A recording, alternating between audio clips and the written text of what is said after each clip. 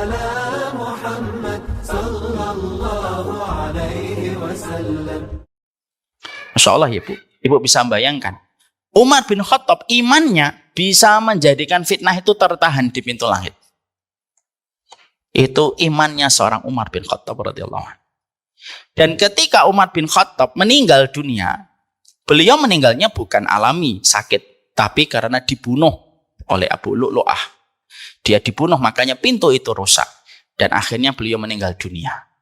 Itu kegelisahan, Bu. Gelisah itu penting, karena kegelisahan itu akan melahirkan banyak sikap yang positif.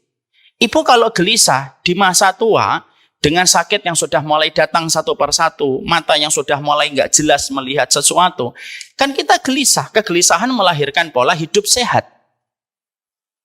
Kegelisahan itu melahirkan sesuatu yang positif kalau disikapi dengan ilmu. Dan maaf, kegelisahan itu tidak bisa tumbuh organik, Bu. Saya takut Ustadz, gelisah. Gelisah apa? Ya itu saya nggak tahu. Ini nggak gelisah, mumet ini namanya. Kegelisahan itu positif. Makanya Nabi sebelum beliau menjadi Nabi dan Rasul, beliau gelisah.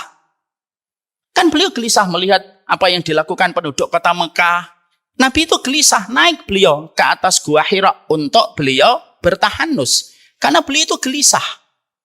Kegelisahan itu bisa menimbulkan kebaikan. Dan kegelisahan pada zaman fitnah itu merupakan salah satu indikator keimanan. Karena kalau kita tidak gelisah, kita tidak akan punya sikap apa-apa. Kita santai. Kenapa? Enggak ada yang kita gelisahkan. Kalau seorang siswa tidak gelisah, bahwasanya dia menghadapi ujian akhir, dia tidak akan belajar. Tapi kenapa kita ingat dulu ketika kita SMP, ibu-ibu dan bapak, saya SMP, ibu-ibu SMA, ya. Ketika kita SMP, ujian Eptanas, kita itu 3 hari dari Senin, Selasa, Rebu. Kita dari hari Jumatnya sudah tidak tidur. Kenapa? Gelisah. Karena studi kita 3 tahun dipertaruhkan dalam 3 hari. Yang biasanya tidur jam 8, jam 12 belum tidur. Yang biasanya pagi main-main, siang main-main. Tidak main-main kita. Karena kita akan menghadapi ujian nasional dan kita gelisah. Kegelisahan itu menimbulkan sebuah kebaikan. Indikator iman kita itu adalah gelisah. Makanya kalau ibu dan saya sama-sama memiliki keimanan dalam konteks kondisi yang benar pada zaman fitnah, kita ini gelisah. Gelisah melihat suami, gelisah melihat anak, gelisah melihat pasangan hidup kita. Apakah kita bisa melewati zaman ini dengan baik ataukah tidak? Kegelisahan itu menimbulkan kehati-hatian. Jadi kegelisahan itu merupakan tanda iman. Makanya akhirnya kegelisahan itu diwujudkan sama Umar bin Khattab. Lah Umar bin Khattab itu doanya apa? Indah doanya. Beliau itu berdoa, fima makna, Allahumma inni as'aluka fi'lal khairati, wa tarkal munkarati, wa hubbal masakin, wa idha arata adarta fin nasi fitnatan faqbitni ilaika ghaira maftunin. Ya Allah, aku itu memohonnya, 1, berikan aku kekuatan melakukan kebaikan. Berikan kekuatan aku meninggalkan dosa. Beri cinta kepada hatiku mencintai orang miskin. Dan Allah, kalau engkau akan menetapkan fitnah yang menimpa kepada seluruh umat manusia, tolong matikan saya ya Allah sebelum menghadapi fitnah. Loh itu saking takutnya Umar bin Khattab terhadap fitnah. Padahal beliau adalah orang yang paling kuat menghadapi fitnah itu Umar bin Khattab. Itu pun ketakutan terhadap fitnah. Lah ketakutan yang dimiliki sama Umar itu ketakutan yang tidak organik. Ketakutan karena dia mendampingi Nabi dan Nabi menerangkan tentang fitnah berkali-kali. Jadi kalau kita gelisah itu merupakan bagian dari kebaikan. Jadi kalau ada ibu-ibu tanya, Ustadz saya kok gelisah nanti anak saya gimana? Itu tidak salah, gelisah itu tidak aib. Kegelisahan itu tidak aib, kegelisahan itu justru sesuatu yang mahal hari ini. Kenapa? Karena kita dikepung dengan berbagai macam entertain, Bu. Stand up komedi, potongan-potongan video yang lucu, reels yang lucu. Supaya kita tuh tidak gelisah. Padahal gelisah dalam tempatnya itu bisa menimbulkan kebaikan untuk kita. Jadi kalau ibu mengatakan saya gelisah, Ustaz, itu tanda iman sudah mulai muncul. Tapi nanti jangan ngomong ya ke temennya, kamu nggak gelisah ya? Kamu nggak punya iman ini, nggak usah gitu. Tapi untuk menilai diri kita. Jadi akhirnya kegelisahan itu ada, dan kalau kegelisahan itu ada, kita akan rajin untuk berdoa, minimal itu. Makanya kalau ibu tanya kepada saya, Ustadz salah satu doa yang antum selalu lazimi apa Ustadz? Banyak. Salah satunya apa? Saya selalu tidak pernah meninggalkan doa. Allahumma inni a'udzubika minal fitani ma dhahara minha wa ma batan. Riwayat Muslim. Ya Allah, aku berlindung dari seluruh macam fitnah yang nampak dan tidak nampak, karena kita tidak pernah tahu. Kadang-kadang fitnah itu datang tak memberi salam, pulang tak memberi kesan. Dia datang sebentar tapi meninggalkan jejak keburukan itu sepanjang hidup dari orang yang ditinggali fitnah. Saya kemarin mendapatkan sebuah kisah nyata, Ibu. Ada seorang ibu-ibu cerita, dia sudah nikah 22 tahun.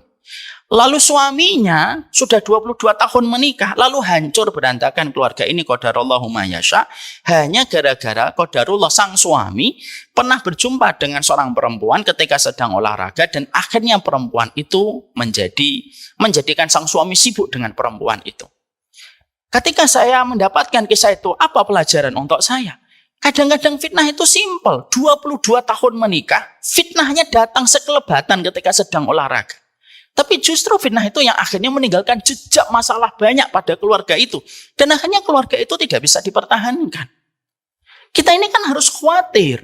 Kalau ibu khawatir bahwasanya fitnah itu ada di depan suami ibu ketika dia di kantor, apa saja fitnah yang dia temui, kita akan rajin berdoa. Kita akan rajin untuk memperhatikan apa kondisi suami kita, mendoakan.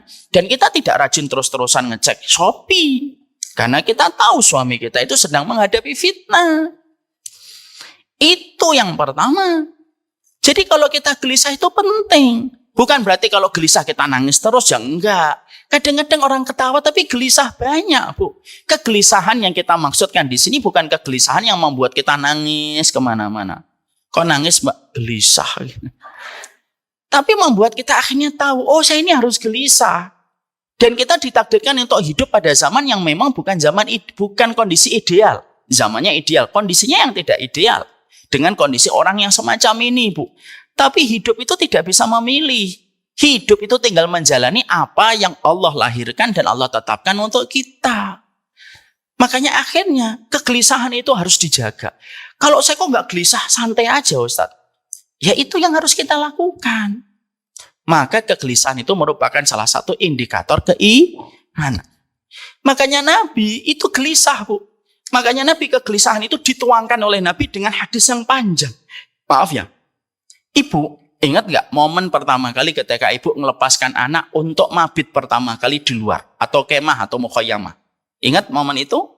Biasanya kalau kita akan melepaskan pertama kali anak kita untuk acara ekstrakurikuler di luar, misalkan 2 hari dia nggak pulang sama sekolahannya, kita bekalnya itu sedikit atau banyak? Banyak. Bekalnya tuh ibu-ibu tuh banyak. Kekuatan katanya memang berlimpah-limpah. Ya kan? Jangan begini nak, jangan begini, jangan begini, jangan begini. Begini. Gitu. Sampai anaknya pusing dengerin. Kenapa kok ibunya panjang banget kalimat yang dia sampaikan? Anaknya mau 2 hari. Ya atau tidak? Ada nggak anak ibu 2 hari kemudian melepaskan anak ibu mau kemah 2 hari terus pertama kali loh, terus ibu dipamitin, mah mau pergi ya, jadi ya nggak mungkin ya. Itu berarti mungkin ibunya lagi banyak masalah.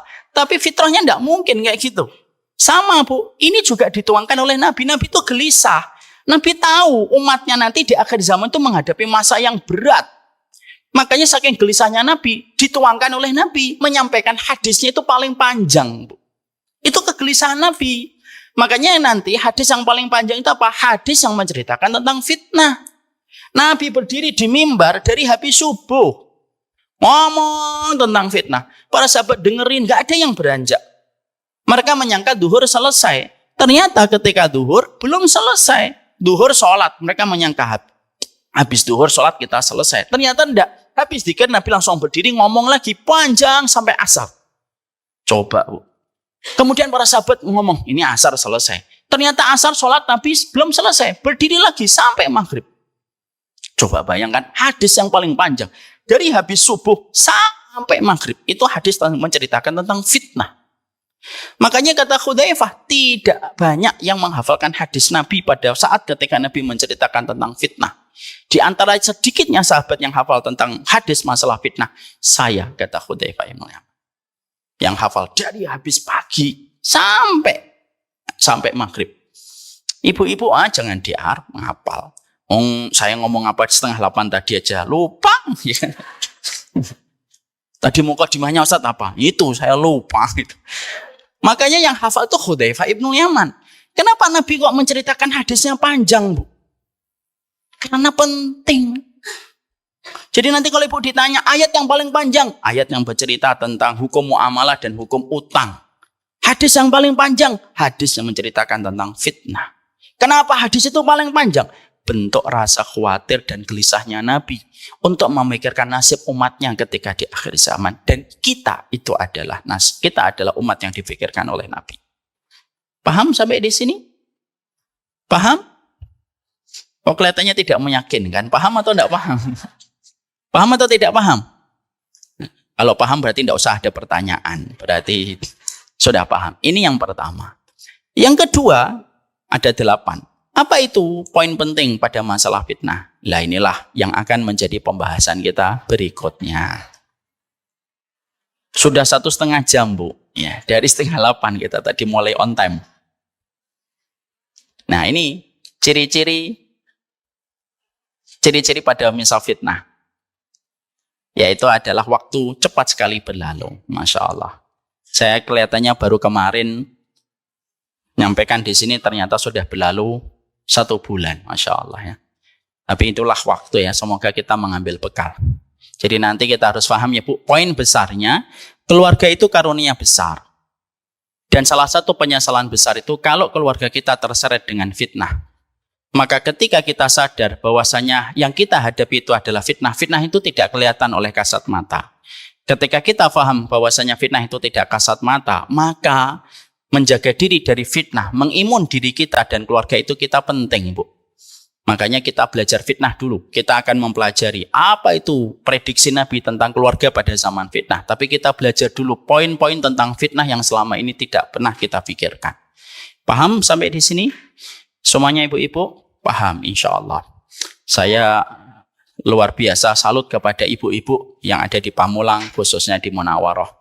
Kajian 7:30 tapi Masya Allah on time luar biasa. Dan Masya Allah ramai sekali yang belajar. Semoga ini menjadi keluarga-keluarga kita di dunia dan di akhirat. Semoga ini kita bisa merasakan arti kekeluargaan di antara keramaian umat. Semoga kita bisa senyawa, seilmu sesurga di dalam kebaikan. Istiqomah Ibu, semoga Allah memberikan kebaikan dalam setiap urusan kita. Kita ini masih panjang perjalanan. Ibarat kata, kita mau pergi ke Surabaya, kita baru sampai ke Cikampek. Jadi masih jalannya itu cukup jauh. Tapi tidak apa-apa, karena sesungguhnya belajar itu yang paling penting adalah pelan-pelan dinikmati, Bu. Bukan banyaknya. Karena kita harus ingat perkataan dari Al-Khatib Al-Baghdadi, man ta'allama jumlatan, dhahaba minhu jumlatan. Siapapun yang belajarnya itu terlalu instan, langsung banyak, hilangnya juga banyak. Ya. Yang paling lagi musibah itu apa? Belajarnya dikit, hilangnya banyak. Nah ini, ini musibah besar. Ini murid macam apa ini? Nah, insya Allah moga-moga kita ini belajarnya pelan-pelan. Ingat, bulan depan sebelum kita kajian kita review dulu kajian yang sudah kita pelajari. Nanti insya Allah semoga pelan-pelan tetapi memberikan keberkahan pada setiap urusan kita. Ibu-ibu nanti kalau pulang disetting ya pandangannya kepada sang suami. Mintakan terima kasih Bu. Terima kasih ya Bang, Mas, Pak Le gitu. Karena sudah memberikan saya fasilitas untuk belajar tadi pagi. Syukurnya wanita kepada suami itu syukur yang langsung dinilai oleh Allah menjadi sebuah kebaikan. Dicium tangan suaminya, minta maaf atas segala kekurangan. Kita harus menjadi wanita yang istimewa di tengah zaman fitnah. Selokan tetaplah selokan, tapi mawar tetaplah mawar, walaupun selokan itu di mana-mana. Emas tetaplah emas, karena emas tidak akan pernah berkurang harganya walaupun dilempar di tengah selokan. Kalau kondisi sekarang kita ibaratkan selokan, banyak perempuan menggugat suaminya, banyak perempuan mencela-cela suaminya. Jadilah perempuan sebagaimana emas, Bu. Tidak perlu ikut-ikutan dengan apa yang terjadi. Minta maaf kepada suaminya, terima kasih atas kebaikan suaminya, dikecup tangannya supaya ibu namanya termaktub di 8 pintu surga. Nanti kalau suaminya komen, ini ngapain ini? curiga saya ini. Itu fix bahwasanya ibu tidak pernah nyium tangan suaminya.